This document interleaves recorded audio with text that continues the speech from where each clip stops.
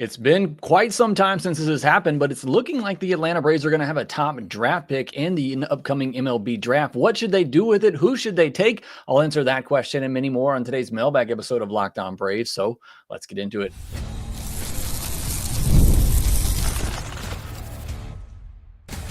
You are Locked On Braves, your daily Atlanta Braves podcast, part of the Locked On Podcast Network, your team every day. Hey, and welcome back to Locked On Braves, part of Locked On Sports Atlanta, where we cover your favorite Atlanta sports teams each and every day. I'm your host, Jake Mastriani. You can follow me on social media at shorts.ball. Check out the podcast there at LockedOn_Braves on X and Locked On Braves on Instagram. If you're new and you're watching this on YouTube, please do me a huge favor. Hit that subscribe button, hit the thumbs up button, leave me a comment down below. It does help us out a ton there on the YouTube side of things. If you're listening on the audio, where we still get the majority of our listeners, make sure you leave me a 5-star review on Apple, Spotify, or wherever you get your podcast. Thank you so much for making Locked On Braves your first listen of each and every day. Thank you so much for all the great questions you send in each and every Friday. I don't know if you do it on purpose or not, but it feels like every week there's exactly 20 questions, and that's how many we have to answer. Wide variety of questions as always, but a few about the MLB draft next year. Looking like the Braves will have a top pick. What the Braves will do at the shortstop position. Is the shortstop in the organization right now? Could they be part of that draft next year? We'll talk about all that on today's episode, which is brought to you by GameTime. Download the GameTime app, create an account, and use code LOCKEDONMLB for $20 off your first purchase. Let's jump right into the questions. First one from Whit Price, who says, if AA revisits the Buxton trade in the offseason, what do you think it would take? Would Profar be in the deal? No, just because it's pretty much the same money. Buxton and Profar are both making around $15 million the next couple of years. So, and I think Buxton obviously is a better player. As much as I tried to talk up Profar a little bit on yesterday's episode offensively, I don't think that would be the case. I think it would be a prospect laden deal. So I think it would probably take one of the Braves' top prospects. I mean, it's not like the Twins are just looking to dump Byron Buxton. Again, he's making $15 million a year. Even through all the injuries, he's been a very positive player. And for the past 5 years when he's been on the field. So one, I don't think the Twins are necessarily just looking to dump Byron Buxton. And two, he doesn't seem to want to go anywhere. And if that's his prerogative, the Twins can't do anything about it. But it would be a prospect type of deal, and it would take one of the Braves' better prospects in order to get that done. Because, again, even with all the injuries, it's not a huge price for somebody that's still an elite player and elite talent when he actually is on the field. Sean Barry, do you think we see Hayden Harris and Giancarlo Lara with the big league club this year? I don't see why not, especially in the case of Hayden Harris. Only reason I would kind of push back on Lara at this point is if they were trying to stretch him back out as a starter, and that's going to be their game plan going forward. But for Hayden Harris, I mean, I don't really know what else he has to prove at the minor league level. Again, it's hard for me to buy it with the lower velocity, but the results are certainly there. So I would be shocked if we didn't see Hayden Harris by the end of the year. I'm a little bit more hesitant to say that we'll see Giancarlo Lara this season, as I may have said at the All-Star break, where I thought both of these guys would be up. But I mean, Hayden Harris, he's 26. He's been around for a little bit. He has a 0.32 or 0.72 ERA this year in 32 games, a 0.88 whip, and 59 strikeouts and 37 in the third innings. Again, I understand you watch him pitch and look at the radar gun and you're thinking, how is this guy doing this? But the results speak for themselves. I really don't know what more they need to see from Hayden Harris. Not like they're trying to preserve his clock and not start it early. He's 26 years old and he's a reliever at that. So I would be shocked if we didn't see Hayden Harris at some point. Corey Slovic says, is the Braves starting shortstop in the 2029 season currently in the organization, or will it be someone they bring in from the outside? Great question. And again, this is asking for the 2029 season, not the 2026 season. So I'm going to say, you look at Jose Perdomo, you look at Ty Salthacine, who they just drafted, Alex Lodis, Ambioris Taveras, if he could get it together with the bat. I think those are probably your four best options in-house. And I still don't know if either one of them is going to be it. Maybe Salthacine if he's I think Alex Lodis could play some shortstop for the Atlanta Braves. I don't know if he's the future shortstop of the Atlanta Braves, even looking as far as 2029. I think it could be in the upcoming draft, though, and we'll talk more about that here in a minute when we get to some of those questions. Sean Griffin says, out of these three, who would you choose for shortstop for 2026? I like Nacho. He's been playing pretty well lately, but what are the other two? And he mentions Nacho Alvarez, Jose Perdomo, Diego Benitez. It's not going to be Perdomo. It's not going to be Benitez. That's for certain. And I don't think it's going to be Alvarez either. I was very curious what was going to happen the other day when Nick Allen left the game. Nacho had just come in, and were they going to move Nacho over to shortstop to replace him? And they didn't. They kept Nacho at third base and Portoneas at shortstop. I think they're done with Nacho at shortstop. I think they gave that a long time. They gave a long look at him at shortstop. I think they moved on from that. Could he play it in a pinch? Yes. But I think they're primarily focused on him as a third base, second baseman. I don't think shortstop is the future for Nacho Alvarez, just because the Braves have seemed to move off of that. And like I said, they kind of had an opportunity there to at least get a look at him at shortstop the other night, and they didn't do it. So I don't think it's going to be any of those three guys in 2026. Ecuadorman, hey, Jake, suppose the Braves get the number one pick. Who do you like? And is there a sleeper that might jump up to the front of the class? There's always going to be a sleeper. You look at MLB Pipeline's way too early mock draft right now. They have Rock Chalowski as the number one pick. They have Jacob Lombard as the number two pick, which they actually have the Braves taking at number two overall. Justin LeBron, number three. Grady Emerson, another high school shortstop. So Lombard and Emerson are both high school shortstops. Then they have Gio Rojas, a left-handed high school pitcher. Derek Curiel from LSU, Drew Burris of Georgia Tech, Liam Peterson of Florida, AJ Garcia from Virginia, outfielder. So those are some of the top players they have right now. There are going to be players next spring that shoot up this board and will be in the top 10. Happens every single year. I can't tell you who that's going to be right now. I haven't even really begun looking at the 2026 class, and I really only focus on the college players anyway. But there will be players that shoot up the board. If the Braves have the number one overall pick, the way it looks right now, Rock Chalowski is, bona fide number 1 pick. I haven't watched as much of him. I watched a little bit in the College World Series or in the postseason. I think he made it to the Super Regionals. UCLA did.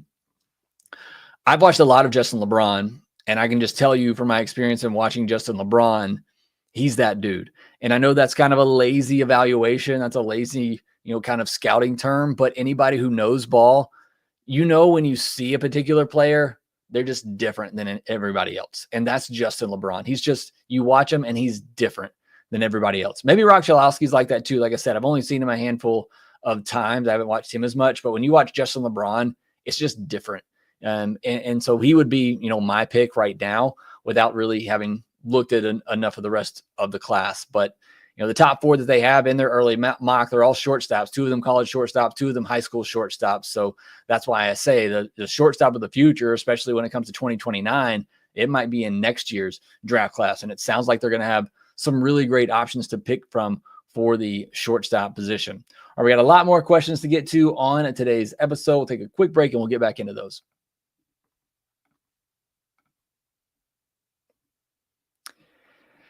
GameTime is the app you want to go to if you're looking to get some last minute deals. I tell you about GameTime all the time because I use them all the time. Whether you're planning a trip to go to a Braves game, maybe you want to get a great deal. I promise you want to go to a Braves game right now, you can find a great deal on GameTime.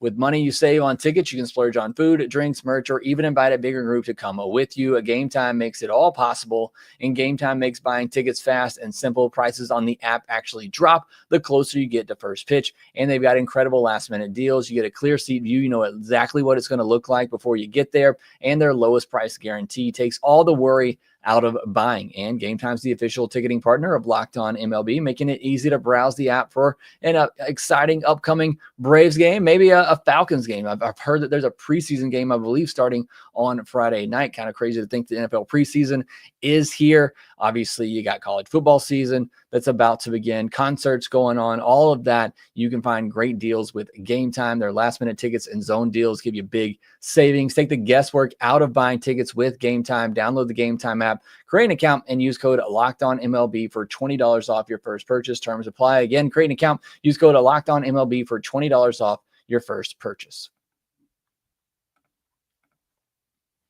Thank you as always for making Locked On Braves your first listen of each and every day. Go check out the guys over at Locked On MLB for your second listen of the day. They're doing a great job over there. Sully, as always, bringing you some great history and trivia about the game, and the guys from MLB Game Night getting caught up with all the biggest highlights from each and every day as well. And there'll be more than 4 games on the docket this time around, as was the case on Thursday.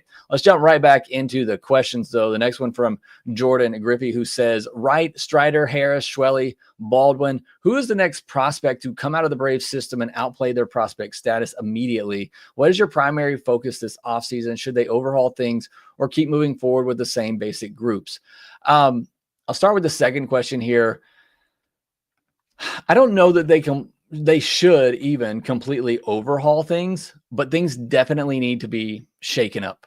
I mean, outside of Acuna, Olsen, Riley, Baldwin, Murphy, and I even say Harris too. I think shortstop, second base, if you have to go down the outfield route again, you do. DH. I think there's 3 or 4 possible openings and chances for you to really shake up the lineup this offseason. And I think that needs to happen. Something dramatic needs to happen. Something to wake this team up. Something dramatic needs to happen. So I don't think it's going to be a complete overhaul, but I think something big needs to happen. And part of that I think is going to be big coaching changes all around. I think that's going to have a huge effect, but I also think personnel wise, they need to bring in somebody big. They need to bring in, some good talent. Obviously, I still think there's good talent on this team, but it just feels like they need a big jolt to kind of get them going. And I think that needs to happen. As far as which prospect maybe going to outperform their prospect status, just looking at the Braves' top prospects right now on MLB Pipeline, it's really, really hard to say at the moment with some of these guys, because we know about them. We talk about them all the time. So I don't think there's anybody that's really going to sneak up too much on this group. I mean, we already talked about Hayden Harris. I don't know why he's not already up. He could be something really good. They have Giancarlo Lara ranked 21st. I think he can come up and immediately, outperform that. I guess it also depends on what you mean by status. But I think the name that when I read this question initially, the first name that came to mind for me was Lucas Braun. And as I've said all along, I don't think Lucas Braun is going to be a top of the rotation arm, probably not even a middle of the rotation arm, but I feel pretty confident that he can come in and be a workhorse stabilizer. I just feel confident in him that he has that maturity that we've seen from a Schwellenbach and others in the past to come up and be able to take a punch and continue to throw and work through it and give you 5 or 6 quality innings every time out. So I think people kind of sleep, and I've kind of gone full circle with this. I was not very high on Lucas Braun to begin with and was kind of one of the lower people on him. And now I've kind of swung the other way where I still don't think there's a high expectation of him, but now it just feels like he's kind of forgotten with the Cam Caminittis, the Richies, Waldrop, Ballman, Lara, all these other pitching prospects. It feels like he's kind of been the forgotten guy. And I feel as confident in him as any of the rest of them of actually coming up and performing right away, which was kind of the question. I think he has probably the best chance of that group to come up and just perform right away. Large Lars says, think Andrew Jones finally gets in the Hall of Fame next year. I sure hope so. But I think he does. I mean, it's either this year or the next year he's going to get in, but I think this is the year, because I don't think the ballot is very loaded. And I'll be honest, I don't pay too much attention to the Hall of Fame voting anymore. But I think I remember reading that the Hall of Fame ballot for next season wasn't all that loaded, and it was going to be an opportunity for maybe Andrew to get more votes in there. He's been really close, obviously trending that direction. But yeah, I think this is the year that he gets in, and he should.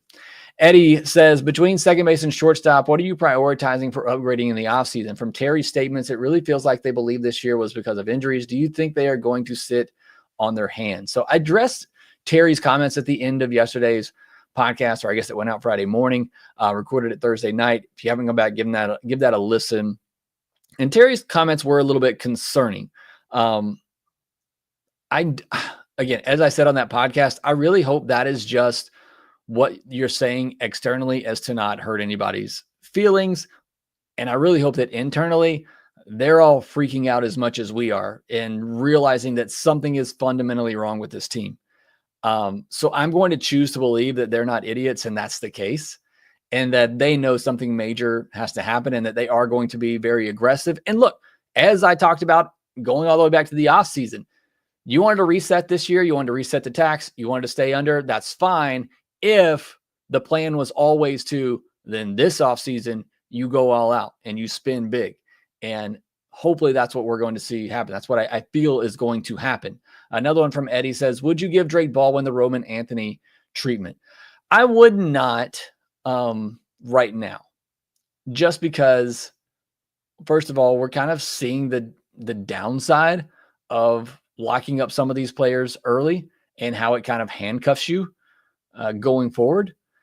And just from the injury standpoint of this, I mean, we've lost 2 years of Acuna. We've lost 2 years of Spencer Strider.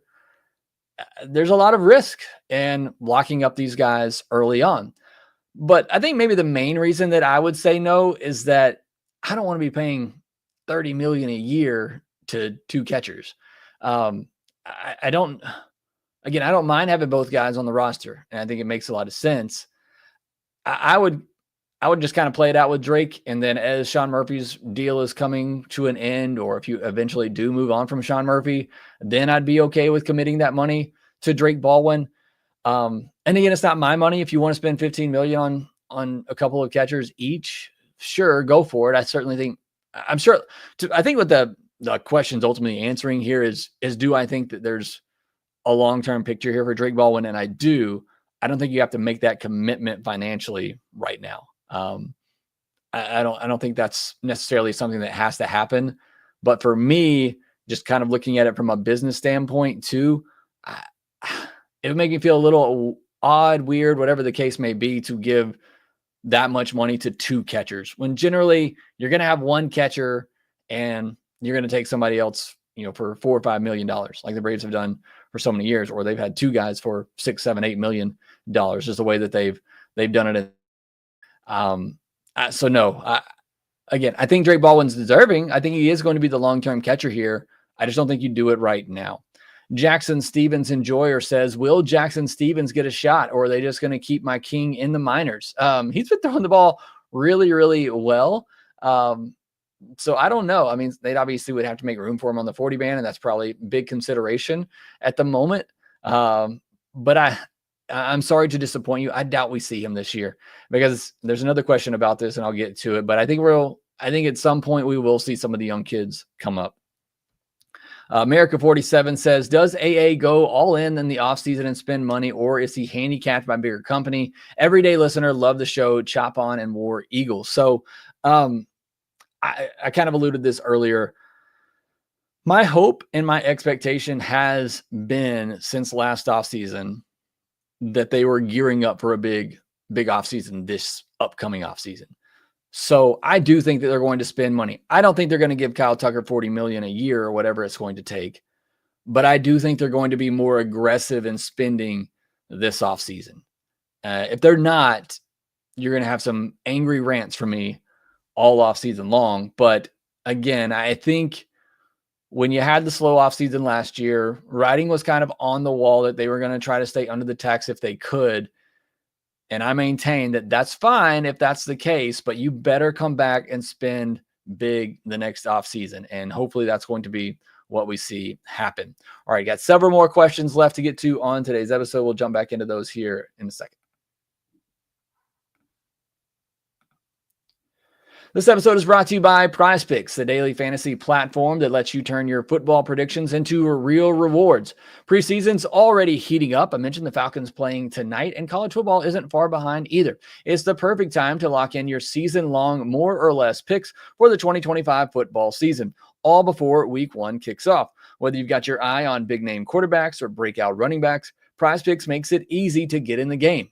And the flex play option is a total game changer. Even when one of your picks misses, you still double your money. And look, don't take advice from me. I've been terrible at picking here lately, but you want to go out there and you can see the more or less odds that they have for your upcoming team and players this season. You can see that there on the PrizePicks app. It's really simple. All you do is pick more or less, whether you're doing it on a game or, as we said earlier, doing it for an entire season. You can see that all in the PrizePicks app. Also, stay ahead of the game with responsible play. Go to prizepicks.com/responsible-gaming if you need help in that area. Download the PrizePicks app today and use code LOCKEDONMLB to get $50 in lineups after you play your first $5 lineup. That's code LOCKEDONMLB to get $50 in lineups after your first $5 play. PrizePicks, run your game.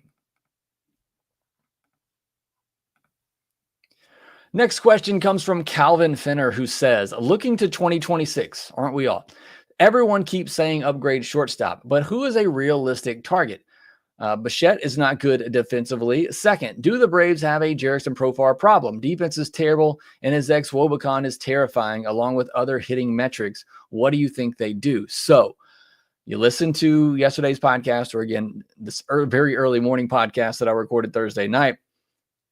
I think Profar has been fine offensively. I think he has been what you hoped he would be offensively, especially over the last 24 games. So I have no problem with Profar offensively and the player he is. Now, he can't be that guy, but I think his offensive profile is what this team needs. And so I'm fine with Profar. Obviously, we got to see how the rest of the season plays out. Even the last 24 games, I mean, that's anybody can have a good month, but you're talking about a guy who over his last 24 games has a 350 on base percentage. And his slug is even better than it was last year. His ISO is the same as it was last year. So I think Profar offensively has been probably what you could have hoped for. Defensively, it's been bad. And as I talked about in yesterday's podcast, you got to figure that out. Whether you can live with him in left field, you got to move him around, you got to use him in the DH spot. If he's going to stick around, you got to try to figure out how to hide him. Use a defensive replacement, whatever the case may be. You might have to hide his defense a little bit. Now, as for realistic shortstop options, Bo Bichette is he is the main free agent option. And everybody says, trade for this shortstop, trade for that shortstop. Teams just aren't that willing to give up shortstops. You just don't see it happen too often, especially what the Braves will be looking for in a young, controllable shortstop, which doesn't happen a lot. So I don't know that there's going to be that many who are actually available. I watched a lot of Blue Jays games around the All-Star break visually, and I know what the metrics say, and maybe it was just I happened to catch Bo Bichette on a good week. He made some really good plays and there was a couple in there. There was one in particular. I was watching a Blue Jays game the other day where it was an easy double play ball. It was in his glove. He went down to make the transfer and he missed the transfer. It's an easy double play. And stuff like that happens. It shouldn't happen, but it does. But just the range, the arm, I was impressed with what I saw with Bo Bichette. And I think he can stick there defensively. So again, a lot's going to depend on price. I wouldn't give him 30 plus million a year, which may be what he gets. Cause as I said, he's really the only big shortstop option in this free agent class. But I wouldn't hate it. I wouldn't hate the idea of signing Bo Bichette. Truist Park says, do you think if the Braves decline Ozzy's option or trade him, that will decrease the likelihood that Acuna signs long-term? Be honest, I don't think it has anything to do. I guess I shouldn't say anything. I think it has very little to do with Acuna signing long-term. Now, the only reason I say it doesn't have anything to do with it is that if Acuna looks around and he sees this team's deteriorating, a lot of my friends aren't here anymore, maybe this isn't the place I want to be. And look, Acuna has consistently said, I want to spend my whole career here. What else is he going to say? I get that, but he could have said something different, but he has maintained that line that he wants to be here his entire career. So I don't think moving on from Ozzy, it will hurt. Certainly he's a good friend, but I don't think that will increase or decrease the likelihood of Acuna signing long-term. That will all depend on if the Braves want to give him 35, 40 plus million a year. because that's probably what it's going to take. And I just don't know that the Braves will be willing to do that on a guy that has 2 surgically repaired knees. Well, we'll talk a lot about that in the offseason too. I have many people ask me about, Acuna and signing him long-term. We'll definitely get into that a lot during the offseason. Hayden Harris, is winning games a good thing? I almost made this the title of the podcast because you're in a weird spot right now as a Braves fan. The season's over. It's a loss. You're still watching these games, hopefully. If not, at the very least, come back and listening to me here talk about them. I still like winning. Like even the game on Thursday night, and some of it is selfish because me and Lindsay, we'll come on and do the postcast here after every game, which by the way, you can get that in your Locked On Braves podcast feed. Another reason to subscribe here. And it feels much better when they win. And I as a fan, I want to see them win. And I think it gives them good vibes, especially if the team's playing good. And like we talked about on the postcast last night, the at-bats have been so good the last couple of days. I want to see that continue, win or lose. I want to see that continue and hopefully build on that into the next year. And as we've discussed on here several times, a lot of these players are on the chopping block this offseason. There could be some really big changes. A lot of these players are trying to prove they belong here and that they should still be here. So I want to win. I still like winning. It makes it more enjoyable to watch these games. And no matter how much winning they do, they're probably still going to get a top 10 pick. So again, I say win when you can. At least with the lottery now, it gives you a little bit odds anyway, even if you do happen to win some more games. So I still like winning. Bad news, Braves. This question's more about this year. Why does the team seem to be such an issue on Sunday getaway day games? It's like this group refuses to show up for them. Is that a staff issue that could change with a new manager? Just don't think it's a coincidence anymore. Yeah, it's hard to really label it as a coincidence because it's not like it's just a this year thing. It feels like it's been happening for quite some time. But I know even in the Bobby Cox days, and a lot of managers do this on those getaway days, that's when they give a player a day off. And so you usually see some of your bitch guys in the lineup, but it feels like even more than that, I feel like they're ready to get away. And maybe that is a mental thing that needs to change, that they're not mentally focused for every single game like they should be. I don't know. That's just pure speculation, but it has gone beyond coincidence at this point. And maybe it's just the fact that this team's bad and they're just losing on getaway games because they're bad. I don't know. But it certainly is odd, strange, and frustrating. Justin Shoemake, why are the Braves still using these veteran pitchers that aren't going to be around instead of using the top pitching prospects? Also, with all the injuries over the last 2 years, do you think Atlanta needs a new strength and conditioning coach? Everybody says that whenever they have injuries. I think it's just part of the game. Good luck, bad luck in that. As far as your first question, me and Lindsay actually talked about this on the postcast last night too. I think it's the right decision for now to stay with Fedde and Carrasco because you need guys that are going to give you some innings, even if they get shelled like Carrasco did on Thursday night. You can allow him to just stay out there and kind of eat it. And luckily he ate it last night and was able to keep the team in the game. But I think that's a smart move for now. But there does become a point where I think you need to see what J.R. Ritchie can do at the big league level. We've already seen Hurston Waldrop get caught up. There's not really too many others. I talked about Lara earlier. If they're transitioning him back to starter, I don't think you see him this year.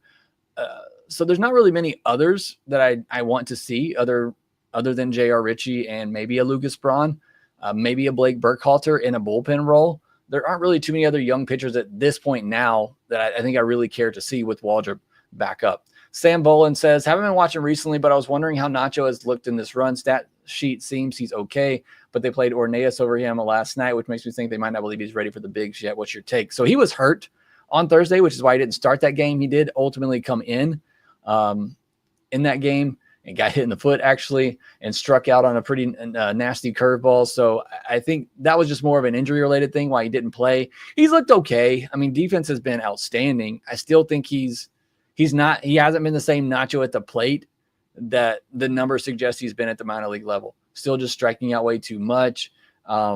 But it certainly has been better. And he's still just 22. We talked about Nacho either earlier this week or last week. Sorry, weeks and days are running together here. If you want to go back and give that a listen on Nacho and what I think about him and his future here with the team. Ryan says, if I'm a Braves reporter, I ask AA straight up, you said the payroll was going to increase for this season. It didn't. It decreased significantly. What do you say to the fans who say you lied. Why hasn't anyone asked him this? Not even MLB Bowman, who isn't scared to spar with him normally. As far as the talk the other day with Terry McGurk, that was an investors meeting, so it wasn't really about baseball, and that's probably why you didn't see those questions. And I know you referenced, AA. Last time we spoke with AA, it was more about the trade deadline, and that's what those questions were centered around. And AA just doesn't make himself available a ton. I wouldn't be surprised if you get that question at the end of the year, which is where you got the quote from at the end of last year when they asked him, about payroll. So I wouldn't be surprised if that question comes up at the end of this season.